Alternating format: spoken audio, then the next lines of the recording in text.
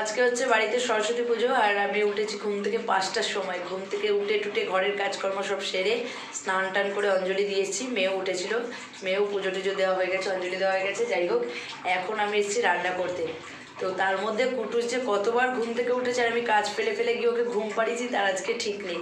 তো যাই হোক, এখনও ঘুমোচ্ছে, আর এখন বাজে হচ্ছে 9:30। তো আমি রান্নাবান্না তাড়াতাড়ি সারছি, কারণ মেয়ের স্কুলে পুজো আছে, আবার খাওয়া দাওয়াটাও আজকেই করাবে, মেয়েকে নিয়ে আমায় যেতে হবে। তো আজকে আমাদের নিরামিষটা, যেহেতু সরস্বতী পুজো, খিচুড়ি হবে। তার জন্য এই দেখো বেগুন ভাজা কেটেছি, মানে বেগুন ভাজা বলে বেগুন কেটেছি, আর এই যে আলু সেদ্ধ করে রেখেছি, আলুর দম হবে। তো এই যে এখানে কড়াইশুঁটি টুটি এগুলো ছাড়াবো, ফুলকপি দিয়ে হবে হচ্ছে খিচুড়ি। আর আজকে কি বলো তো, আজকে আমাদের হচ্ছে মানে চাটনি খেতে হয়, কুলের চাটনি। তো এই যে কুল নিয়ে এসেছি অল্প করে, কারণ বেশি খাওয়া হয় না। তো সেই কুলের চাটনিটা করব, আর হবে খিচুড়ি। তো যাই হোক, রান্নাবান্নাটা তাড়াতাড়ি করে সেরে নেবো। আর টিফিনের ঝামেলা আজকে বেশি কিছু রাখছি না, কারণ সকালবেলা যা হোক মুড়ি টুড়ি কিছু একটা খেয়ে নেওয়া হবে। তো যাই হোক, আমার ঠান্ডায় মানে আমি কথা বলতে ঠিক মতো পারছি না, নাক টাক পুরো সব বন্ধ হয়ে যাচ্ছে।